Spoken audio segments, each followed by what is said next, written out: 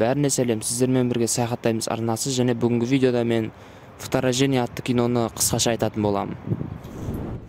Ал видеомыз басталмай жатып арнамызға тіркеліп лайк баса кетіңіздер. Кино ғарыш кемесінің апатымен басталады.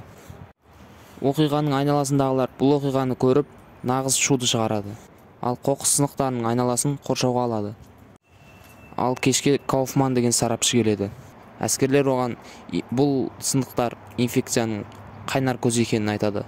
Және бөтен инфекцияның аймағы 300 шақырымға жетуі мүмкін. Бұл вирус өте төзімді.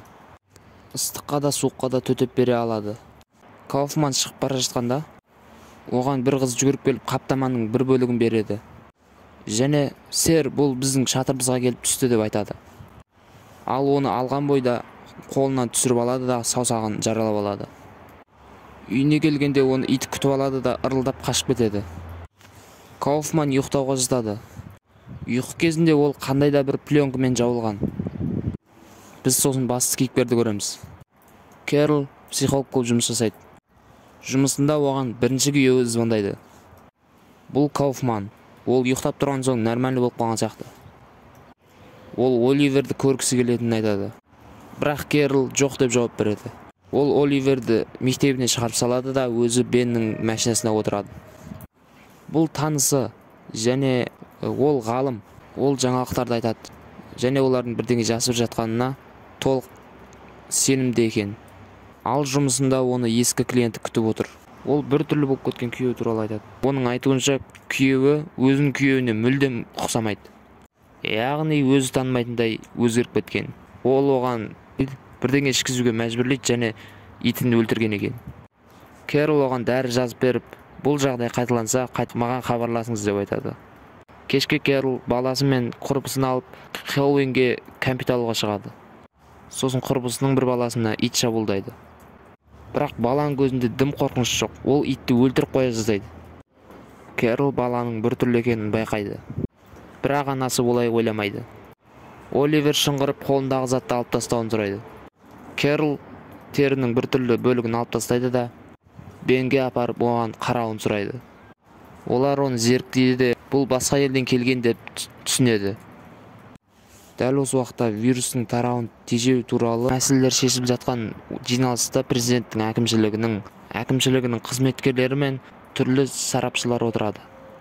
Сонымен қатар Кэролдың бірінші күйеуі де бар. Официанттар оларға өздерінен шығарған сұйықтық қосылған кофені ұсынады. Осы кезде Кауфман вирустан құтылудың ең жақсы жолы вакцинация дейді. Төраға ғылыми егжей-тегжейге қарап отыруға уақыт жоқ деп айтады. Кэрол көшедегі жігіттердің жағдайы жаман бола бастағанын байқайды. Ал холда әлгі әйелдің күйеуі келіп, өзінің әйелін күтіп отыр екен.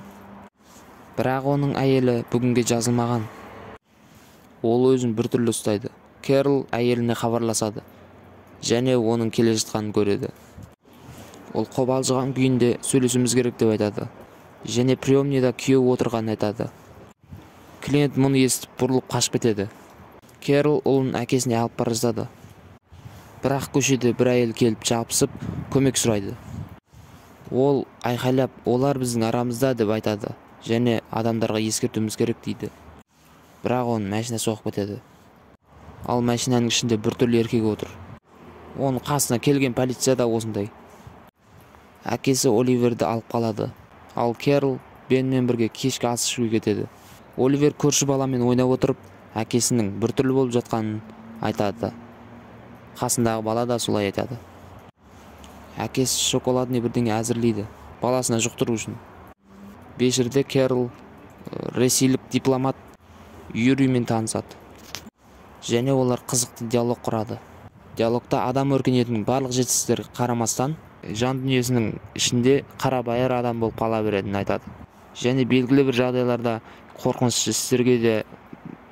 істерді де жасай алатынын айтады. Вечерден соң Кэрол мен Бен үйге қайтады. Үйге жеткен соң Бен сүйісуді қалайды. Бірақ ол дос болып қалайық дейді. Кэролдың үйіне бір түрлі жігіттер келеді. Ол санақ қызметкерімді өзін таныстырып, бір-екі сұрағына жауап беруін өтінеді. Ол бұл жерде бірдеңе дұрыс емес екенін түсінеді. Себебі қазір түннің ортасы. Ол ақылсыз көзқараспен есікті бұза бастайды. Ол қолынан түк те келмейді де тып-тыныш кетіп қалады. Ол Бенге қоңырау шалып үйіне шақырады. Азанда Бен Кэролге ұнау үшін құймақ әзірлейді. Көшеде көптеген адамдардың вирус жұқтырғанын көреді де, адамдардың вирустың кесірінен есі ауысып жатқанын түсінеді. Хатшы қыз оған шай алып келіп береді. Оны ішсе вирус жұқтырады. Бірақ үлгермейді. Оған Бен қоңырау шалып қалады. Ол оған лабораторияда досын нені анықтағанын түсіндіруге тырысады. Айтуынша, адам ұйықтап тұрған соң вирус оянады екен. Жұқтырған адам ұйықтап тұрса, зомбиге айналып кетеді екен. Форд Дитри лабораториясындағы әріптестер бұл олардың ДНК-сын адам денесіне біріктіретін өлшемдегі бірнеше жасушалардың ақылға қонымды тамаша бірлігі деп болжайды, және адам геномын бір түнде қайта бағдарламалайды. Дәл осы сәтте Чехия елшісі Людмила звондайды да Юрийдің қорқынышты болып кеткенін айтады. Олар Юрийдің үйіне барады. Олар Юрийдің ұйқыда екенін және көз жаспен қапталғанын көреді. Олар үлгі ретінде камераға түсіруді шешеді. Кэрол камераның жарығымен оны суретке түсіреді. Ал Юрий оған атылады да кейін өліп қалады. Және олар оның зомби емес екенін анықтайды. Кэрол баласын уайымдап бірінші күйеуінің үйіне барады. Және күйеуінің солардың қатарынан екенін түсінеді. Күйеуі және оның достары оған оянған соң ешқандай өзгеріс болмайды деп айтады. Және оған вирус жұқтырады. Үйінде баласы жоқ екенін көріп, ол жерден кетіп қалады. Және оған ұйықтауға болмайтынын есінде сақтайды. Көшеде зомбилер қаптап кеткен. Баласы оған мені алып кет деп хабарлама жібереді. Метрода да біртүрлі адамдар отырады. Бірақ Кэрол олардан құтылып қашады. Кэрол олардың біреуін атып өлтіреді. Көшеде жұқтырмағандарды ұстап жатыр екен. Ал ол барынша эмоциясын көрсетпеуге тырысады. Үйінен баласын таба алмай, ол Бенге барады. Олар ақылдаса келе Форд Дитри деген жерге баруды ұйғарады. Ол 200 километр жерде. Онда оларды босатуға уәде берген.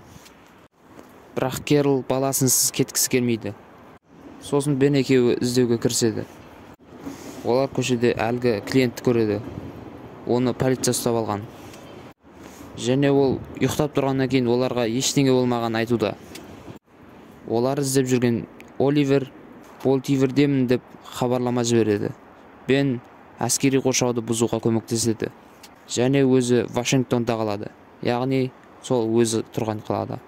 Ал Кэрол пойызбен Балтимореге кетеді. Кэрол пойызда вирусты жұқтырған баланы жолықтырады. Бала оған анасының өліп қалғанын және ұйықтап тұруға кеңес береді. Және ол келісіп баланы өтірік алдайды. Айналған адам ұқсап. Вокзалдан оларды бірінші күйеуі Такер күтіп алады. Және олар оның анасына барады. Кэрол сол үйден өзінің баласын тауып алады. Және құшақтасып тұрған кезде ішке әлгі жұқтырған бала кіріп келеді. Екеуін көріп, ешқандай өзгерісті байқамайды. Кэрол оны итеріп құлатып талдырады. Және олар кейін үйдің жертөлесіне жасырынады. Кейін бірақ оларды Такер тауып алады да Кэрол оны балтамен өлтіреді. Олар аптекаға барады да адреналин тауып алады. Және Кэрол баласына бұны қалай қолдану керек екенін үйретеді. Және олар Бенді күтіп отырған кезде Кэрол ұйықтап қалады да зомбиге айнала бастайды. Сол кезде баласы адреналинді жүрегіне салып, оны аман сақтап қалады. Бен келеді. Сол кезде Кэрол оның өзгергенін байқайды. Бірақ оны өлтірмей аяғын жаралап, ол жерден қашып кетеді.